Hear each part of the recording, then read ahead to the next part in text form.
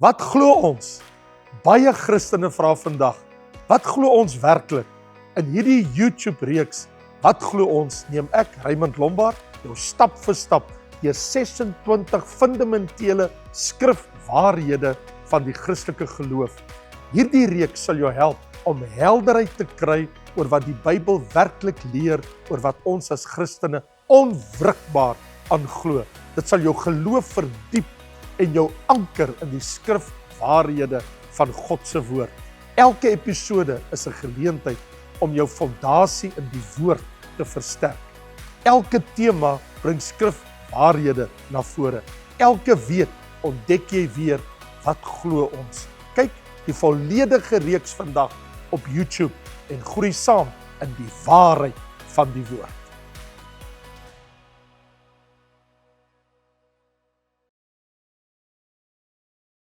Ek is so bly jy het ingeskakel en soos jy sopas gesien het, dit is waar, ons het ons 26 afleweringsonderwerpe pas vrygestel, so jy is meer as welkom om daarna te gaan kyk, want dit gaan oor wat glo ons, en ek dink in die dag en uur en tyd wat ek en jy in lewe, is dit so belangrik dat ons geanker is in die woord van die waarheid, en hierdie 26 onderwerpe het ek en Wessel spesiaal opgeneem om vir jou te wys wat is die werklike belydenis van die Christelike kerk om ons te anker in ons allerheiligste geloof, soos ons lees in Judas 1, en dit is baie duidelik vir ons opgeteken in die Bybel, ons moet stry vir die allerheiligste geloof. So vriende, nou natuurlik, ek gaan mos nou met jou gesels, soos ons vir jou geadverteer het, en bekend gestel het oor die wegraping, wanneer jou teologie reg is, maar jou tydsberekening uit is.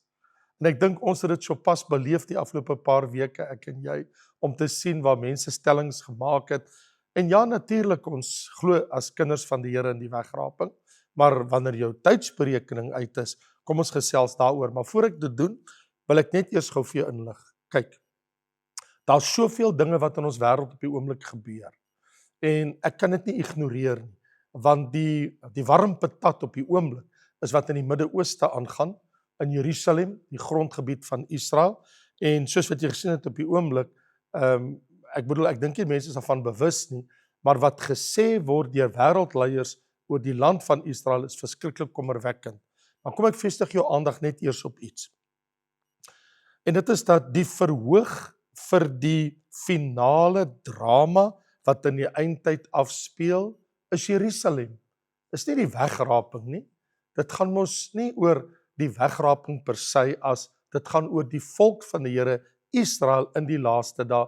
Ons is kerk van die Here, ons weet mos die wegraping gaan plaasvind, ons weet daar kom 'n sigbare wederkoms van die Here, maar ek wil in die volgende 5-6 weke, in die programme van wat sê die Bybel, en ek wil jou nooi om dan jou vrae te vra oor eindtyd profesie, wil ek fokus op Jerusalem en wêreldgebeure. Kyk, ons almal weet wat die afgelope paar weke gebeur het, né? Toe Macron van Frankryk die stelling gemaak het dat hulle ondersteun 'n twee-staat vir die land Israel om dit te verdeel onder die Palestynë en die Israelies, en natuurlik Benjamin Netanyahu het onmiddellik teruggekap en gesê ain't gonna happen, hy gaan dit verseker nie toelaat nie, maar wat ontstellend is, en ek wil sê, kan jy glo dat die land wat God aan Abraham, Isak en Jakob gegee het as 'n belofte en as 'n verbond, as 'n ewige besitting vir hom in te woon, dat sommige wêreldleiers het maar net eenvoudig by hulle self besluit, dit gaan nie so wees nie, ons wil die land verdeel. En dis die situasie wat ons tans in wêreldgebeure sien gebeur het. En as jy wonder wie almal betrokke is, kom ek net vir jou sê, as jy die nuusgebeure dophou, en jy weet wat in ons wêreld aangaan, dan sal jy weet, dit was nie net Macron van Frankryk nie, maar Engeland, Kanada, Portugal, Indië, China, Rusland, Turkye, en wil jy glo, Suid-Afrika het hulle ook daarby geskaar. Hulle almal maak dieselfde geluide. En dit is dat hulle wil 'n twee-staat sien in die land van Israel, die grondgebied verdeel.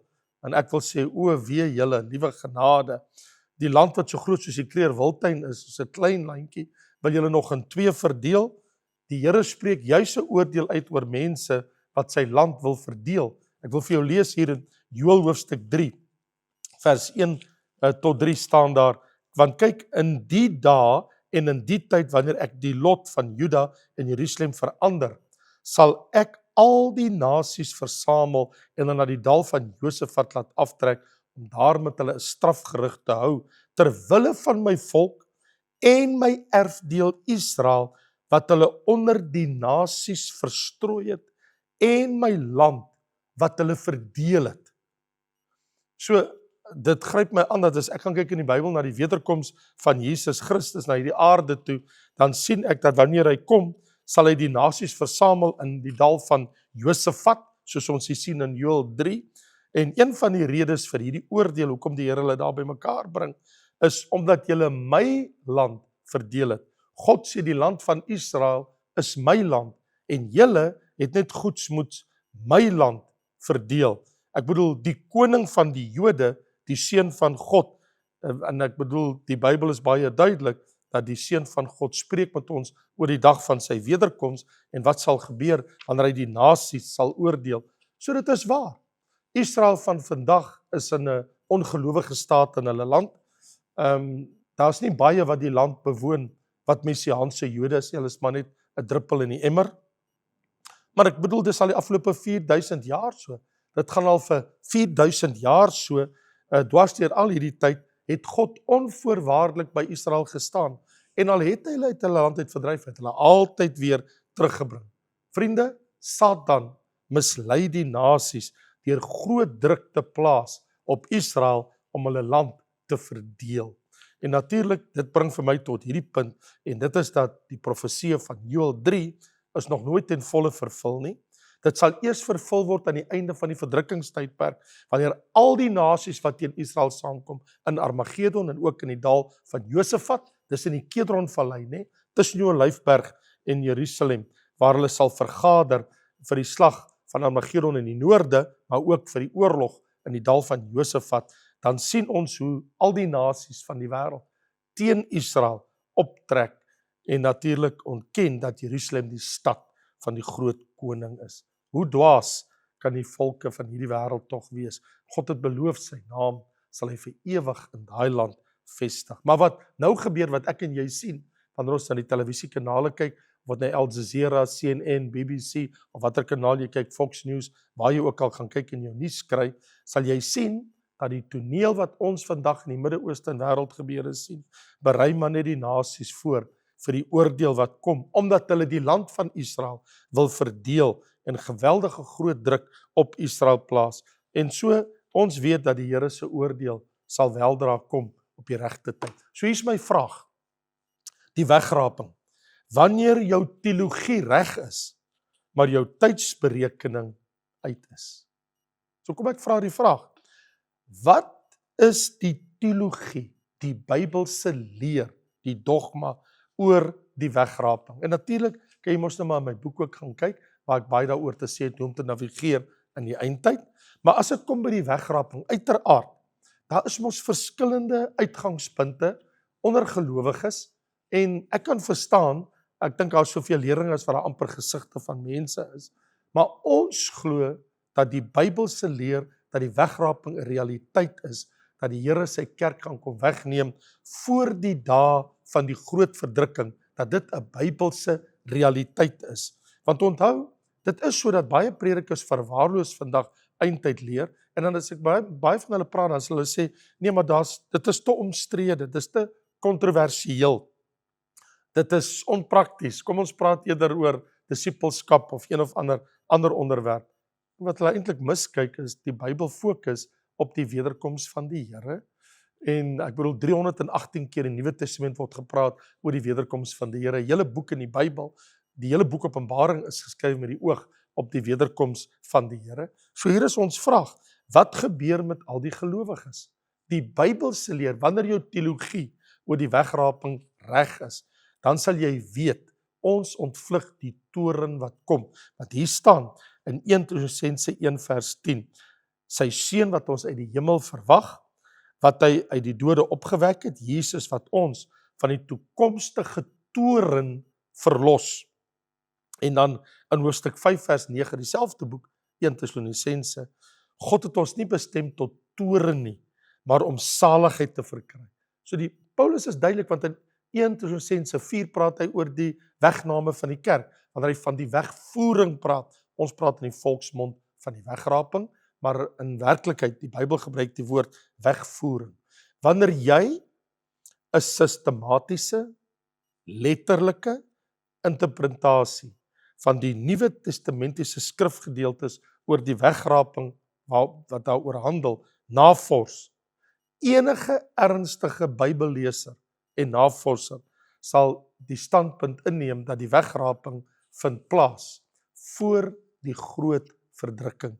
As jy 'n totaliteitsperspektief van die Nuwe Testamentiese leer oor die kerk van Jesus Christus het. So wat is die leer van die wegraping?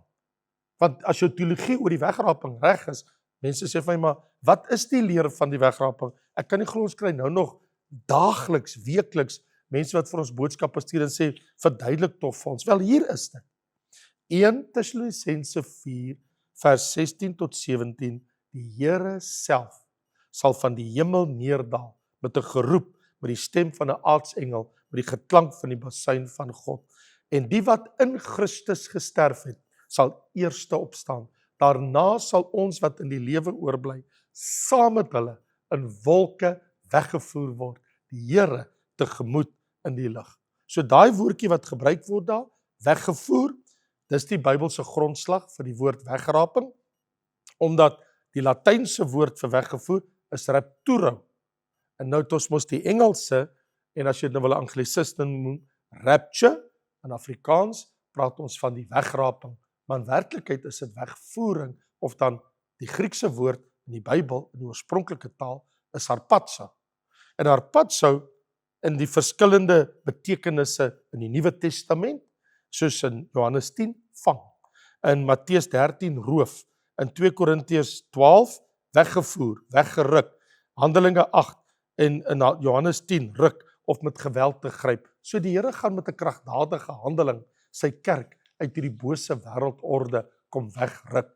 Dit is hoekom ons praat van die wegraping. En natuurlik moet die 7 jaar groot verdrukking uitspeel, die anti-kris en die valse profeet, aan alles wat daar gebeur, en dan volg die sigbare wederkoms, waar Jesus op die Olyfberg sy verskyning kom maak. So die wederkoms vind in fases plaas, as eerstelingsgerf, Christus wat eerste opgestaan het, dan die wegname van die kerk, dis die oes, dan het ons die naoes, en dan het ons mos die martelare in die 7 jaar groot verdrukking, en uiteindelik die 1000 jaar vrederyk wat daarop volg.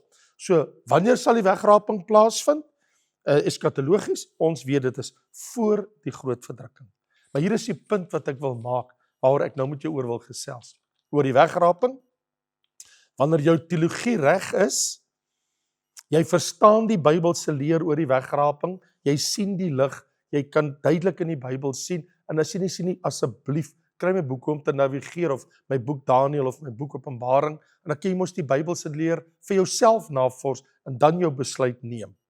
Maar van die wegraping, al is jou teologie reg, maar wanneer jou tydsberekening verkeerd is, wanneer jou tydsberekening uit is, nou daarvan het ek en jy gesien, was al geskryf vir eeue lank, oor mense wat gesê het wanneer die Here sal kom, in die jaar 500 na Christus, 1000 na Christus, in die 18de eeu, die 19de eeu, die 20ste eeu, dag en datums oor die wegraping en die wederkoms, ek bedoel in die eeue en die dekades wat verby is, in die millenniums, word daar al gepraat.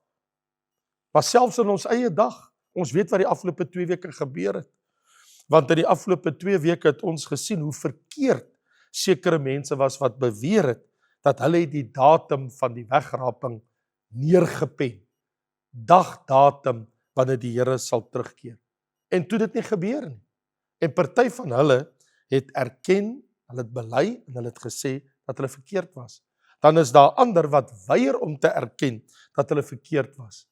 En nou pas hulle net weer ander datums toe. Hulle gaan net voort in hulle dwaasheid en sê nee, daar's 'n Julian kalender, daar's 'n Gregoriaanse kalender, daar's 'n Hebreëse kalender, en dan kom hulle met al hierdie stories en speel met datums.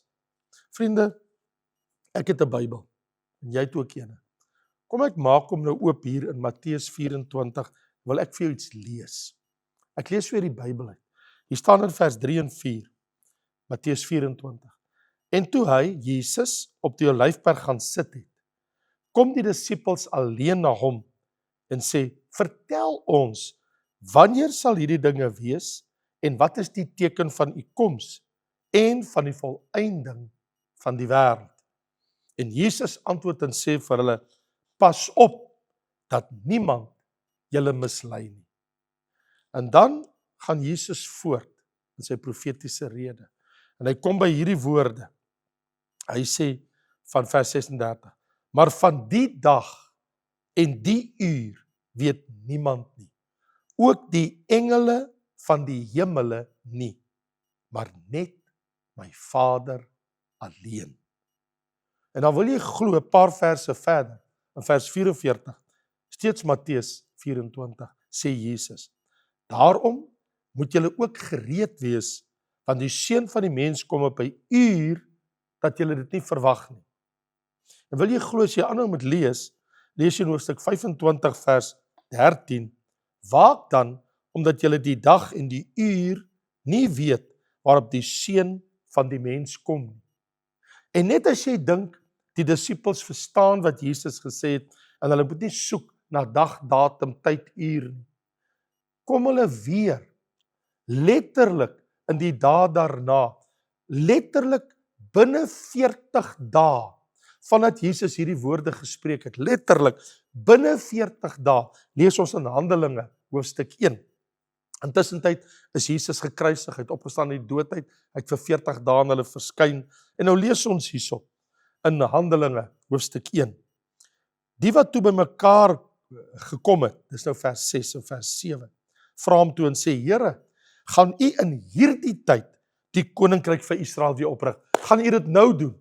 Gaan die koms van die Here nou op die aarde weer gevestig word? En hy antwoord hulle, dit kom julle nie toe, om die tye of die geleenthede te weet wat die Vader deur sy eie mag bepaal het nie. So hier is die aangrypende, dit kom julle nie toe om te weet wat die Vader deur sy eie mag bepaal het nie. So terloops, wat my aangryp in hierdie gedeelte van Jesus profetiese rede is, 4 keer leer Jesus sy disippels dat hy wil nie met hulle praat oor dag, datum, tyd en plek en uur nie. Want hulle vraag was, luister mooi, dit het die ander gegee tot die profetiese rede. Die vraag was, toe hulle op die Olyfberg gaan sit het, vertel ons wanneer sal hierdie dinge wees, wat is die teken van u koms en van die volëinding van die wêreld? Dit was die vraag. En Jesus se antwoord was, van die dag en die uur weet niemand nie, van die uur weet niemand nie, van die dag en die uur weet niemand nie, en dit kom julle nie toe om te weet, die tyd wat die Vader deur sy eie mag bepaal het nie. So hoeveel keer moet Jesus nog vir jou sê, los die dag, die tyd en die datum.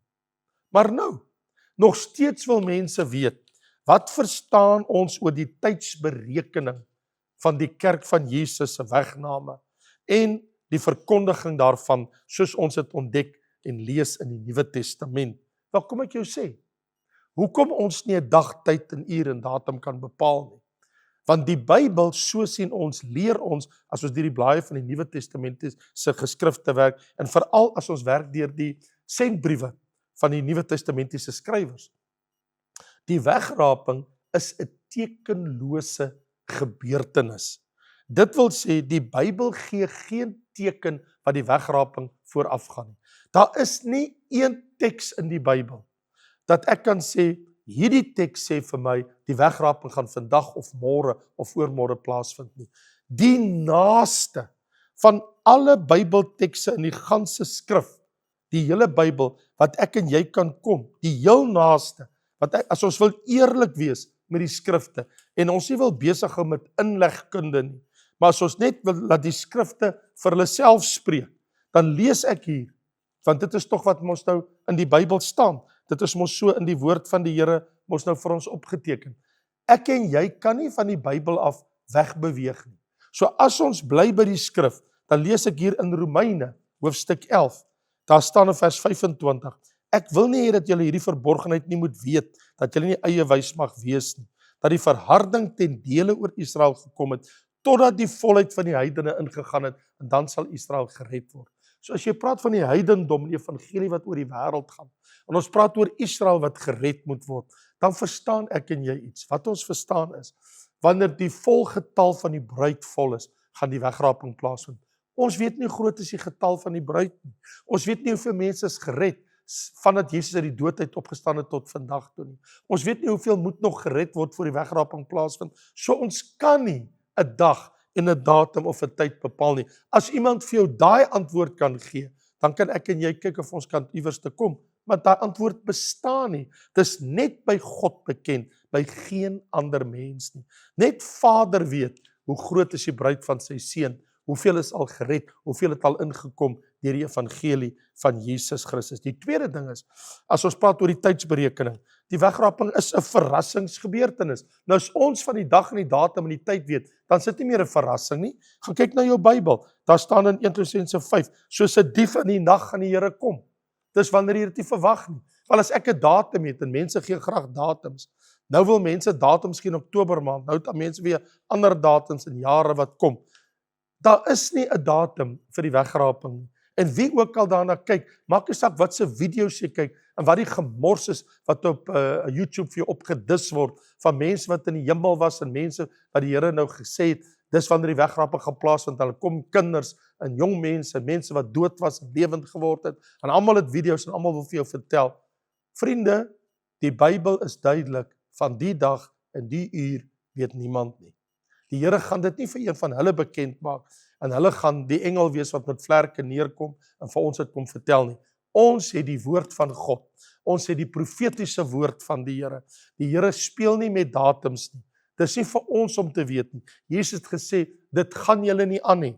Gaan julle en wees my getuies, en gaan die hele wêreld in. Want die volgende teks, toe Jesus gesê het, dit gaan julle nie aan om te weet wat die Vader bepaal het nie, maar julle sal my getuies wees, en in Jerusalem, Judea, Samaria, en die uiterste van die aarde. Gaan en doen jou werk vir die Here. Dis wat Jesus vir hulle gesê het.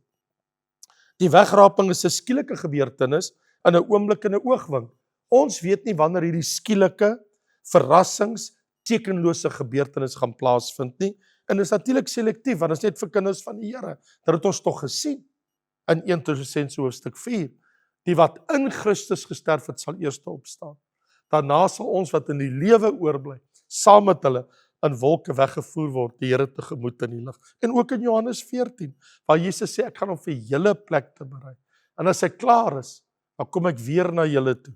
En natuurlik is wegraping skouspelagtig, dit moet so wees, want dit is Jesus self wat verskyn.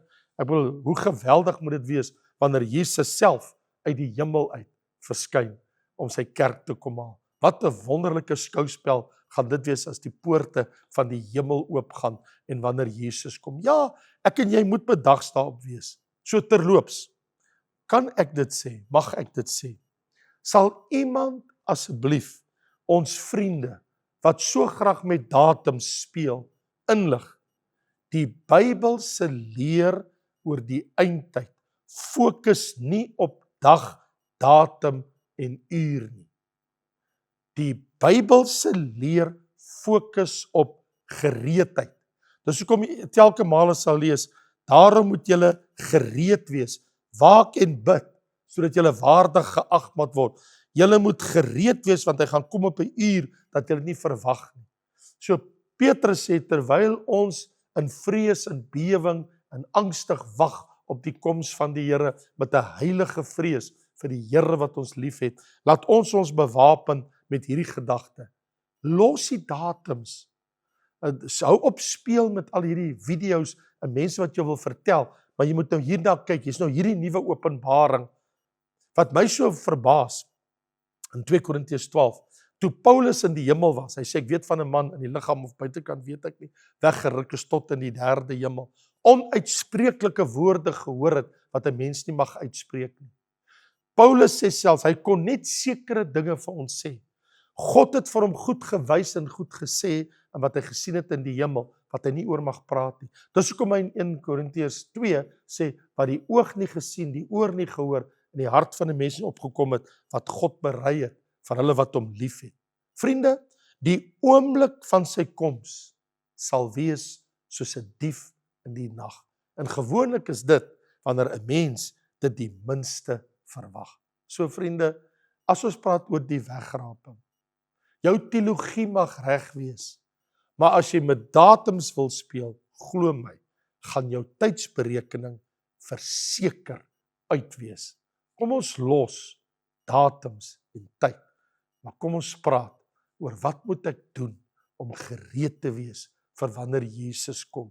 Hy kan jou vandag kom haal, jy kan vandag 'n hartaanval kry, jy kan vandag in 'n motorongeluk omkom, jou dag kan vandag wees, lank voor die dag van die wegraping. Wees gereed om jou God te ontmoet elke dag. En toe hulle vir Jesus sê, wat daai toring wat omgeval het, van Siloam en wat 18 mense gedood het, Here, kyk wat het daar gebeur, dis 'n vreeslike ding, 18 mense is dood. En Jesus sê, as julle nie bekeer nie, sal julle almal net so omkom. Hy het nie gesê, ek is verskriklik jammer om te hoor van die toring wat omgeval het nie. Hy sê, was hulle bekeerd?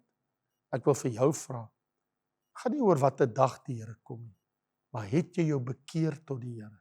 Is jy gereed vir die dag van sy koms, wanneer hy welkom? Nou ja, vriende, volgende week gaan ek jou vrae beantwoord, wanneer ons begin oor Jerusalem, praat oor die eindtyd in die Midde-Ooste se gebeure.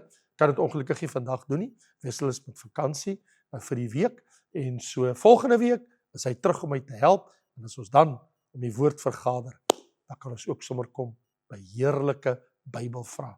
Shalom, tot 'n volgende keer. Groetnis, sien jou volgende week.